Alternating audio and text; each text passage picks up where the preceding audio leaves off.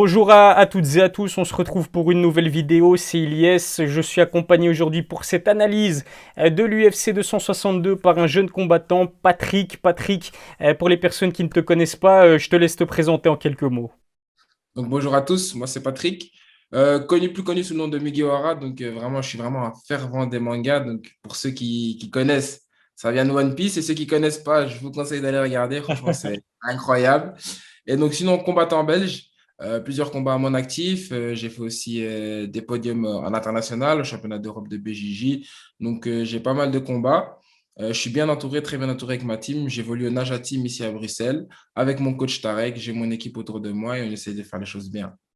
T'es bien entouré donc et c'est bien que tu signales que t'as un bon niveau en BJJ parce que justement au niveau de ce main event de l'UFC 262 au niveau du jiu-jitsu brésilien je vais y arriver il y a un gros il y a un gros morceau, on va en parler dans cette vidéo avec toi Patrick. Alors c'est vrai que cet UFC 262 on peut dire qu'il sera assez particulier. Pourquoi? Parce que c'est seulement le deuxième événement UFC où on retrouve le public après l'UFC 261 qui s'est passé à Miami, si je ne dis pas de bêtises. Cette fois-ci, ça se passera à Houston, donc avec la présence de plus de 17 000 fans dans le public. Donc je pense que ça va quand même motiver les combattants qui sont engagés. Et pour la première fois depuis 3 ans, Patrick, donc on aura un nouveau champion chez les poids légers. Ça se jouera entre Charles Oliveira, qui est auteur de 8 victoires consécutives, détenteur du record du nombre de victoires sur soumission dans l'UFC, avec 14 victoires sur soumission sur ses 18 au total, et qui est signé dans l'organisation depuis qu'il a 20 ans, donc c'est un vieux de la vieille. Et puis de l'autre côté,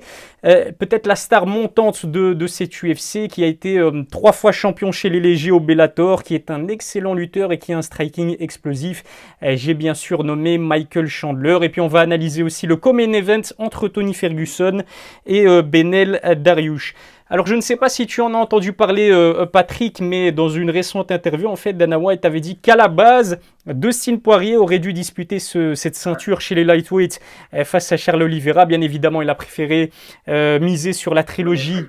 C'est ça, le Money money. fight. Le money Ouais, fight, comme tu le dis très justement, voilà, c'est ça, contre Conor McGregor. Est-ce que pour toi, cet Oliveira Chandler, il est légitime pour la ceinture des lightweights, ou est-ce que peut-être tu t'imaginais à une autre affiche, une autre opposition? Je pense que tout le monde s'attendait à ce que Dustin vienne parce qu'il ressort d'une victoire contre Conor McGregor. Charles Oliveira, il a 8 victoires consécutives, je pense, en lightweight. Donc vraiment, le type, il est là, il a fait sa place, il a vraiment fait sa place. Après, on peut comprendre. Le choix de Dustin, il a choisi un money fight, comme je l'ai dit tout à l'heure, parce que à l'heure actuelle, c'est une grosse star de l'UFC. Et comme il le dit, il a une famille, il a des enfants, il aimerait bien vraiment les mettre à l'abri, comme on dit, donc histoire de chercher. Et il sait que Oliveira, ça ne va pas être un money fight. Et qu'il va apporter une plus-value. Si Dustin maintenant gagne 2 fois contre Conor, s'il gagne 2 fois contre Conor, il a battu 2 fois Conor, il s'est fait 2 money fights, il sera en position de pouvoir négocier avec l'UFC pour des title shots. C'est-à-dire que s'il devra combattre Oliveira ou Chandler, celui qui va gagner, on ne sait jamais, il sera en position de négocier et il aura du poids parce qu'il sera connu, il aura battu 2 fois Conor, il ressort de 2 grosses victoires, 2 gros money fights. C'est pas la même chose que si maintenant il vient après une victoire contre Conor ou bien il venait après une défaite de Conor. Donc, pour moi, je voyais plus ce combat légitime en termes de statistiques et en termes de performance dans la catégorie, bien sûr, un Dustin Oliveira. Mais pour moi, Chandler, il n'est pas illégitime non plus.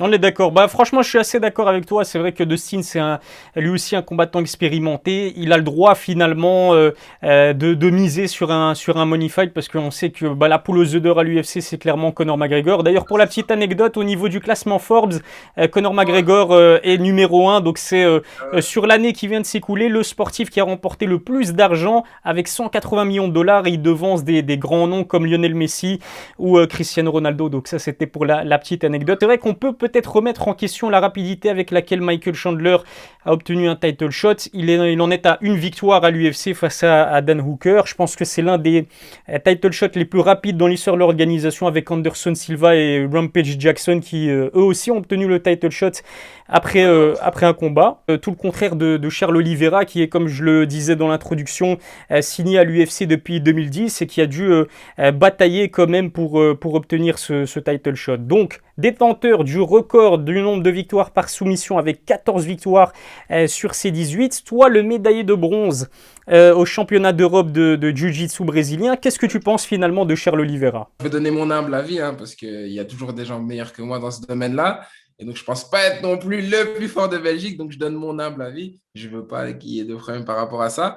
Moi, je pense que franchement, Charles Oliveira, en fait, sa plus grosse force, c'est qu'il a un BJJ qui est vraiment adapté au MMA. Ça veut dire que les gens, ce qu'ils n'arrivent pas à faire comme différence, c'est que des fois, on a des gens qui sont blue belt, purple belt, donc ceinture bleue ou violette, et qui arrivent à battre des black belts confirmés en BJJ, mais en MMA, parce que le MMA, c'est différent du BJJ. Il y a du ground and pound, il y a des frappes, on n'est pas habitué. Tu ne vas pas venir et pull guard ou prendre une spider avec prendre la manche. Il n'y a pas de manche, c'est torse nu, ça glisse, il y a des frappes au sol, il y a la cage qui te bloque. Donc, les gens, ce game-là, je trouve que vraiment Charles Oliveira, c'est un des types qui est le plus dangereux avec son game parce qu'il a un sol qui est très fort en attaque et il est très à l'aise quand il a le dos au sol. Avoir le dos au sol en MMA, souvent c'est dangereux. Souvent, la plupart des coachs vont vous dire non parce qu'il y a les frappes, le type il est au-dessus, il va te ground and pound. Là, lui, il est très à l'aise.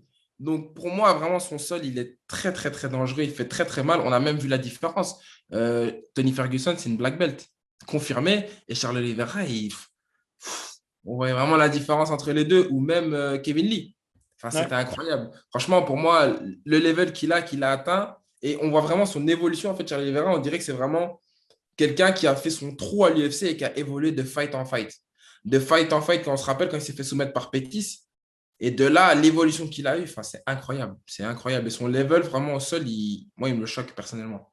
Ouais, c'est vrai qu'il a énormément progressé, hein, que ce soit au niveau de son sol ou au niveau de son striking. On va en parler un peu plus tard dans la vidéo. Et tu le signalais très justement, le fait que, eh bien, il a surclassé Tony Ferguson finalement dans tous les compartiments et qu'au premier round, à la fin du premier round, il aurait pu le soumettre. Si c'était quelqu'un d'autre que Tony Ferguson, à mon avis, il aurait eu la soumission. Mais on connaît tous Tony. Le bras, il fait un 45 degrés dans l'autre sens, franchement. Ouais, c'est Parce que incroyable. Ferguson, enfin, on le connaît, il a vraiment un mental d'acier.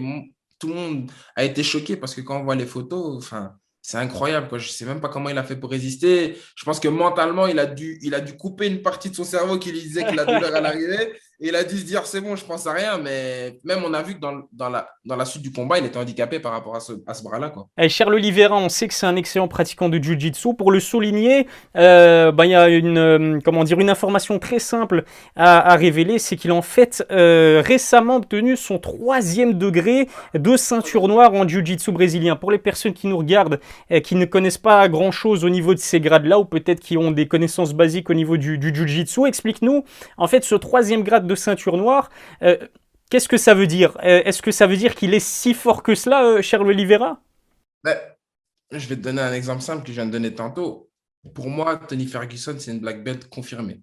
Donc, on le voit bien dans ses fights, les dark shows qu'il mettait. Enfin, il soumet les gens, il va chercher des anaconda chocs. Son sol, il était incroyable.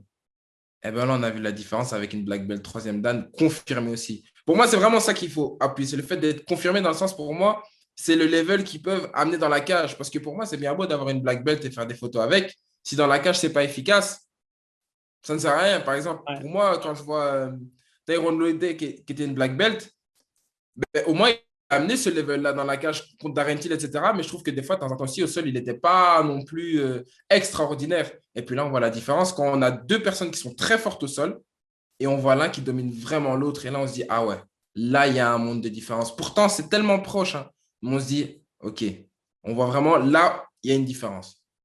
Ouais, c'est clairement du très haut niveau, hein, Charles Oliveira.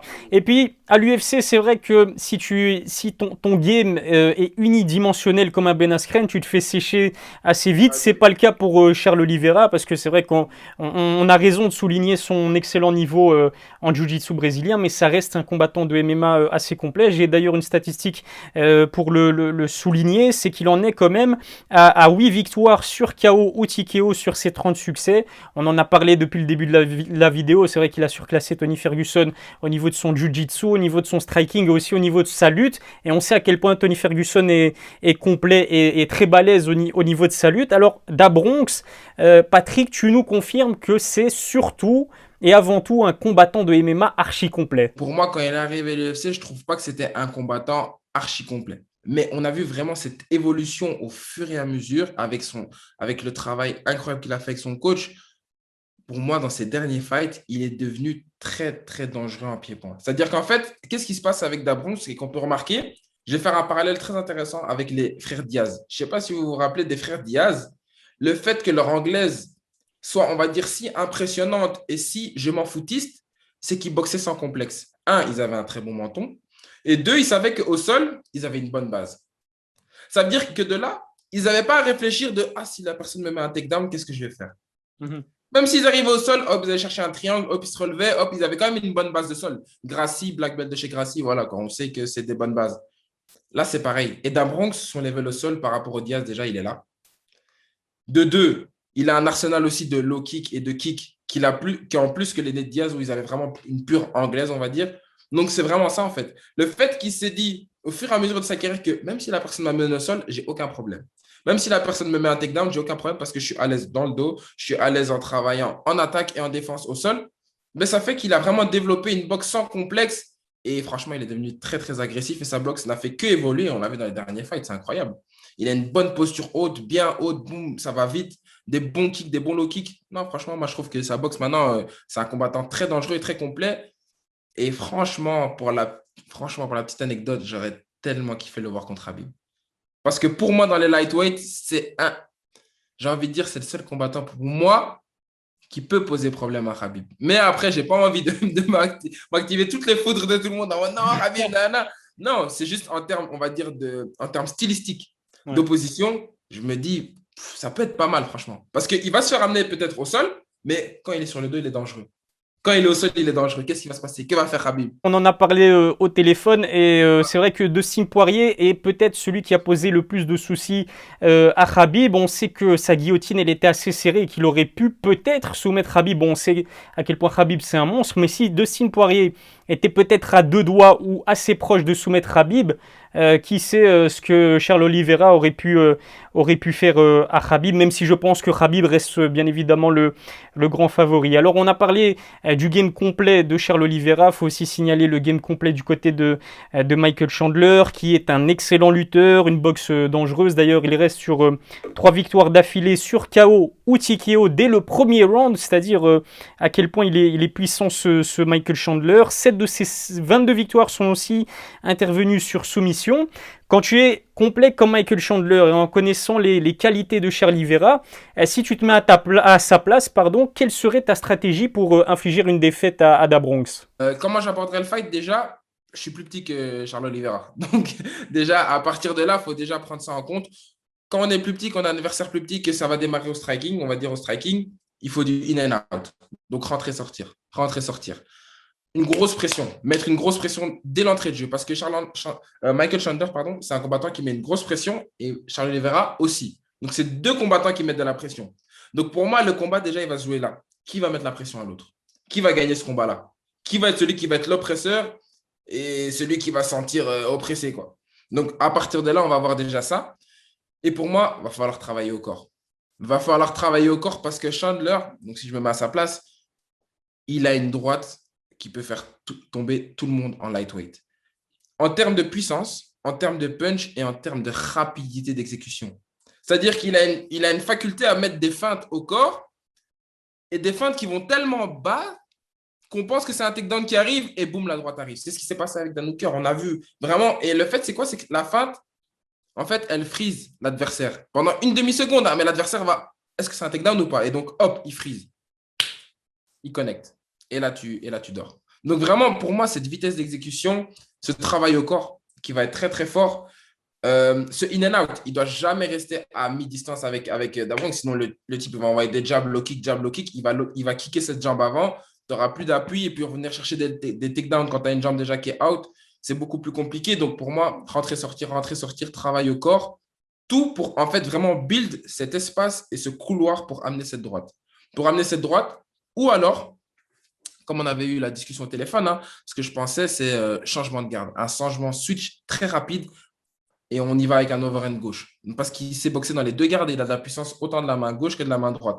Après, sa main droite est quand même plus puissante, mais sa main gauche, il y a du punch. Vraiment, c'est un gros puncher.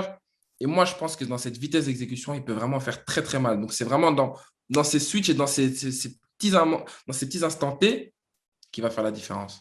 Pour l'instant, je suis d'accord avec toi sur tout ce que tu dis. Il me semble que c'est le petit frère de Patricio Pitbull qui l'a mis KO, ensuite champ de garde et en lui mettant une gauche, si je ne dis pas de bêtises. Et puis il y a le level change en sachant que c'est un excellent lutteur. La majorité des autres combattants ont peur de se faire amener au sol et il en profite justement pour les surprendre, comme tu l'as dit très justement. En m'intéressant à Michael Chandler, il y a une statistique, je suis sûr que tu la connais, mais elle est extrêmement intéressante et elle m'a impressionné tout simplement. Jamais après 27 combats professionnels, l'Américain n'a subi une soumission. Alors comment est-ce que tu expliques cette faculté qu'a Chandler à éviter les défaites sur soumission? Une généralité chez les lutteurs, j'ai l'impression qu'ils ont cette force, on va dire, colossale du tronc à force de la lutte, c'est-à-dire qu'ils vont être très explosifs au sol. Ça veut dire que, par exemple, ils vont être sur le dos, il ne va pas utiliser une grande technique, une garde papillon ou quoi, mais il va arriver à te sweeper parce que le MMA, c'est ça. Les gens doivent se dire que dans leur tête, c'est que des fois, au sol, à partir d'un moment, vous glissez tous les deux, vous êtes au deuxième round, vous êtes tout transpirant. Les techniques, ça passe à moitié et ça va vraiment être des scrambles. Ce qu'on appelle les scrambles où ça roule et ça roule et les lutteurs sont extrêmement forts là-dedans. Ça veut dire qu'ils en font depuis qu'ils sont petits. Ça veut dire que ça va aller très vite, très explosif et tac, il va retourner, tac, il va se retourner. Et je trouve qu'il a une bonne défense aussi. Il a une très bonne défense de sol et il est très bon avec son étranglement arrière dans le dos. Je trouve qu'il est très, très bon dans son étranglement arrière dans le dos. Donc, pour moi, Chandler n'est pas dégueulasse au sol. Pour moi, tout le contraire. Et en plus, il a une musculature qui est vraiment impressionnante. Donc, on va dire, sa musculature, elle est sur un petit corps. Donc, ça veut dire qu'elle est vraiment. Il est trapu. Ouais, c'est ça. Il a vraiment un corps type lutteur, quoi. Donc, on voit vraiment que sa force du dos, son tronc et tout, pour moi, il va être très, très dangereux au sol dans les scrambles, en fait. Ça veut dire que même si, par exemple, il se fait amener au sol où il est contrôlé, il va rouler, puis l'autre va rouler, puis l'autre, il va rouler, et ils ont des bons réflexes, en fait. On va dire que c'est un vrai prototype de ce qu'est un lutteur Michael Chandler. Donc c'est de l'explosivité, c'est petit, c'est puissant, c'est explosif. Donc c'est vraiment les qualités principales des lutteurs. Je regardais une vidéo de d'Ariel Helwani et Daniel Cormier avant cette interview. C'est vrai que d'ici, il insistait aussi sur le fait que les lutteurs, ils posent souvent problème aux pratiquants du Jiu-Jitsu par la pression qu'ils imposent et par le placement de leurs hanches aussi. Et Michael Chandler, on l'a vu soumettre pas mal de pratiquants de Jiu-Jitsu de cette façon, par la pression qu'il impose une fois que le pratiquant de Jiu-Jitsu il se retrouve dos au sol face à lui. Et ça risque d'être extrêmement intéressant pour lui si jamais il arrive à amener Oliveira au sol. En revanche, c'est vrai que Michael Chandler, étant donné l'excellent lutteur qu'il est, Patrick, lui, il est beaucoup plus difficile à amener au sol, mais malgré ça, pourquoi est-ce que selon toi, on risque quand même d'assister à une soumission de Charles Oliveira, même si le Brésilien n'arrive pas à amener Chandler au sol? Je trouve que Charles Oliveira, il est aussi bon dans le fait d'attaquer que de défendre. Ça veut dire qu'il peut aller chercher une soumission du dessus. Donc, ils sont par exemple contre la cage, il met la pression, il va aller chercher le dos, naked choke directement. Elle est placée là. Donc, ça va très vite. Donc, pour moi, en fait, c'est ça qui fait que son game, il est tellement dangereux et tellement impressionnant, c'est que Charles Oliveira, c'est pas. Souvent, les combattants ont un aspect. Soit c'est quelqu'un qui est, par exemple, qui va pull guard et qui va être en dessous et qui va t'amener et qui va te défendre et puis qui va amener sa soumission, ou un qui va vraiment attaquer, donc du dessus. Il va passer ta garde et t'attaquer. Charles Oliveira, il a ces deux aspects. Donc, que ce soit au-dessus ou en dessous, il est très dangereux. Donc, pour moi, dans ces deux aspects-là, je ne pense pas que Chandler ait fait face à un type qui a ces deux aspects et à ce level-là aussi. Donc, à ce level-là, qui a ces deux aspects et qui va chercher, qui est très agressif. Charles Oliveira, il est agressif quand il va chercher soumission. C'est pas, il va la chercher, softy, boum, il rentre dedans direct. Dès qu'il a, il arrache. Donc, pour moi, ça va. Moi, je pense que ça va vraiment être. Franchement, ça va être une très, très belle opposition. Ouais, c'est vrai que le danger, il est partout avec Oliveira. C'est-à-dire que si tu l'amènes dos contre la cage, il peut te soumettre. Qu'il soit debout, il peut te soumettre. Tu l'amènes au sol, il peut te soumettre. Tu tentes le takedown, on l'a vu face à Kevin Lee. Ça m'avait vraiment impressionné face à Kevin Lee. C'est-à-dire que le temps que Kevin Lee l'amène au sol, il avait déjà son coup et il a réussi à le soumettre. Et je pense que Tu réalises pas, tu es dedans.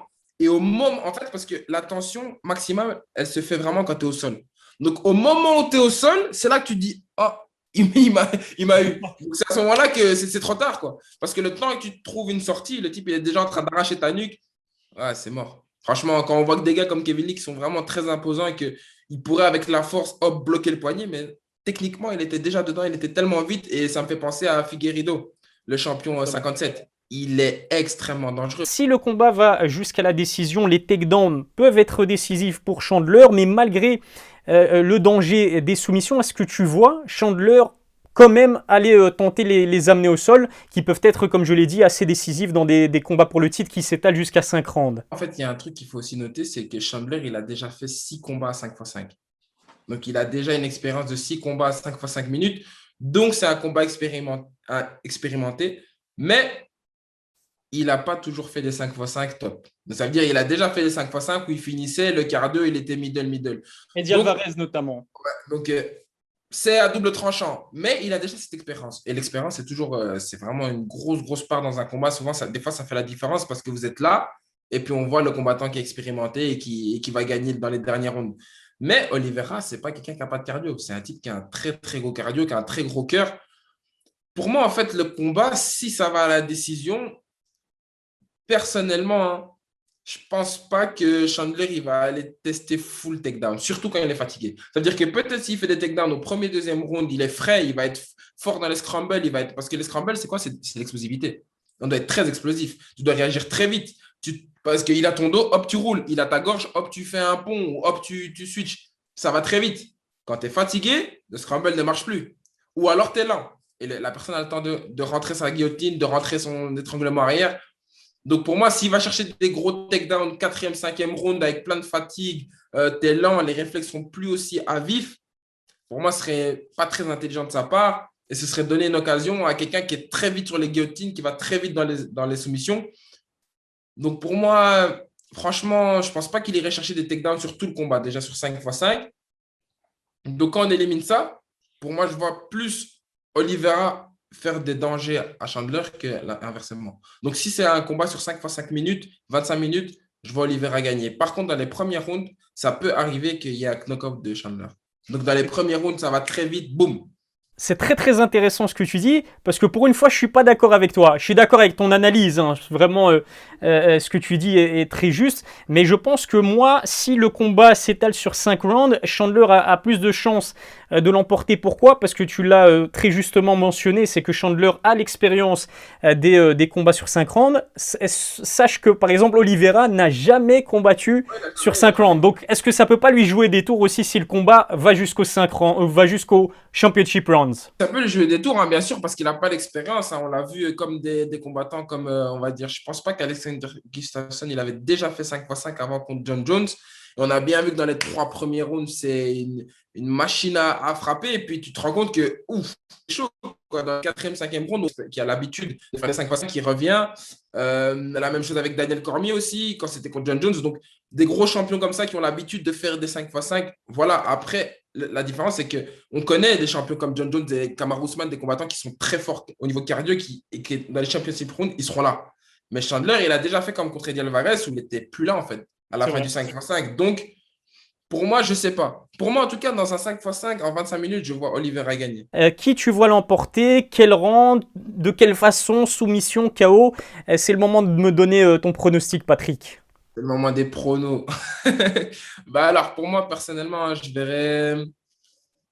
je verrais Chandler par KO premier ou deuxième round. Ok.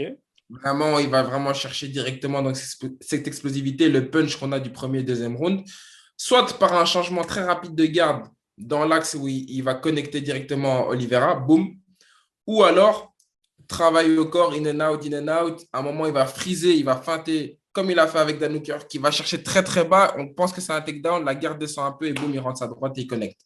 Donc moi, je vois plutôt ça. Ou alors, je vois vraiment Oliveira par une grosse pression sur du 5x5 et même que ce soit au sol, debout ou en termes de défense de takedown, il est là, il est présent comme, on va dire, un combattant dominant comme Kamaru Usman ou alors soumission.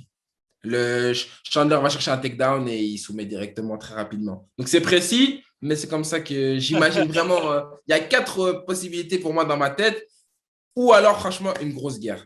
Je m'imagine une grosse guerre, vraiment Rory McDonald, Robbie Lawler, le sang, tout, la totale. L'autre combat de la soirée, c'est bien évidemment ce duel entre Ferguson et Dariush. Beaucoup pensent que c'est peut-être la dernière chance pour Tony de prendre, on va dire, de retourner dans une bonne dynamique. C'est vrai que avant de s'incliner face à Justin Gaethje et Charles Oliveira sur ces deux derniers combats, il était à 12 victoires d'affilée chez les lightweights. C'était un record avant que Khabib ne le détrône également. Est-ce que toi, tu vois quand même El Koukouï capable d'inverser la tendance malgré ses 37 ans? En fait, le truc, c'est que sa catégorie, c'est une grosse catégorie. C'est lightweight. C'est une catégorie qui va vite, ça frappe fort. Il y a beaucoup de dégâts.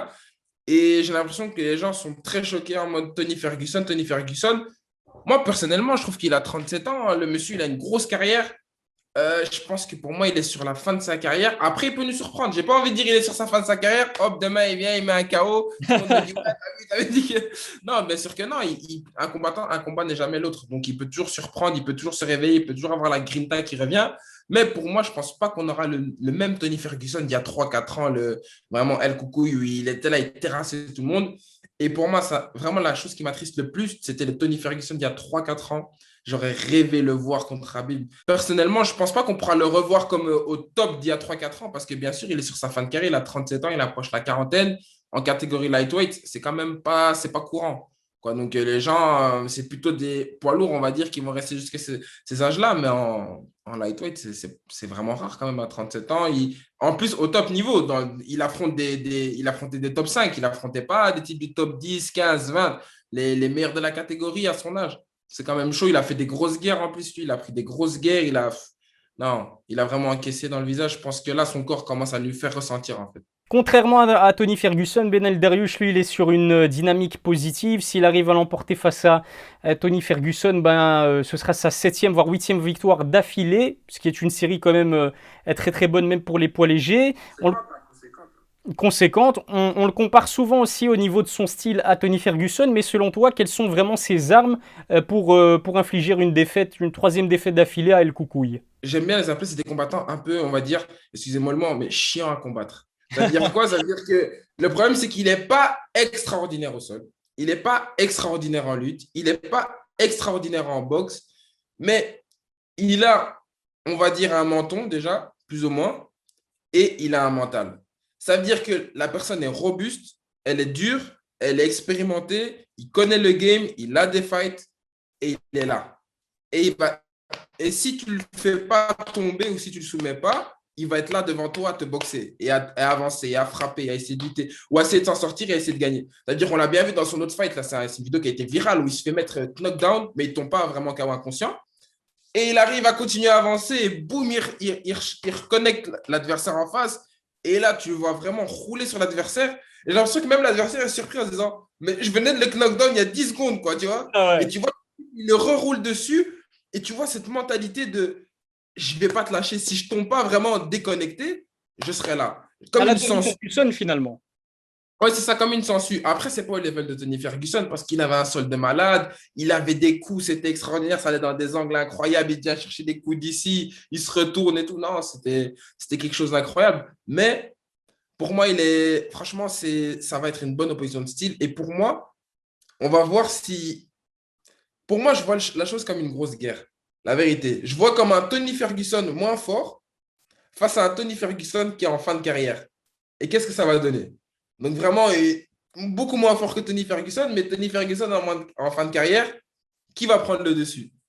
Mais moi, j'irai quand même pour Ferguson parce que voilà, pour le cœur, j'irai pour Ferguson obligé. Merci beaucoup Patrick, j'ai vraiment apprécié de discuter avec toi de cette UFC 262. Ce sera dans la nuit de samedi à dimanche vers 4 heures du matin pour la carte principale. N'hésitez pas à nous donner vos pronostics aussi dans la barre des commentaires, c'est à ça que ça sert. On se retrouve en tout cas de mon côté dimanche pour une nouvelle vidéo. Ce sera le débrief de cette UFC 262. Patrick, peut-être tu peux nous dire où est-ce que on peut te garder contact avec toi, notamment tes réseaux sociaux? Bien sûr, hein, bien sûr. Donc, alors, pour l'instant, le réseau social où je suis le plus actif et on a une bonne base, franchement, on a une bonne base, une bonne communauté. Comme j'aime bien le dire, c'est mon équipage des Mugiwara. C'est sur Instagram. Donc, vous tapez Mugiwara-du-bas Z5, mais dès que vous tapez Mugiwara, vous m'avez souvent en premier. Et donc là, vous allez voir sur Instagram, vous pouvez me suivre, vous allez avoir pour l'actualité. On a bientôt des grosses échéances qui arrivent. Je préfère vous laisser aller voir sur mon Instagram. Je vous en dirai plus par après. On se reverra sûrement avec Ilyes pour en discuter justement. Donc, n'hésitez pas à me suivre sur Instagram. Sur Twitter, c'est 5K la Bastos, mais là, c'est un peu plus privé. Donc, n'hésitez pas vraiment sur Instagram. C'est vraiment le plus gros réseau social où vous allez voir vraiment toute l'actualité, tout ce qui se passe sur moi, sur ma vie. Et c'est ce qui se passe sur un combattant belge qui évolue dans le MMA. Encore merci de ta participation. Je te souhaite une excellente soirée. Comme je te l'ai dit, on se retrouve très vite pour une nouvelle vidéo. À la prochaine. Merci. Ciao, ciao. Ciao, ciao. Peace.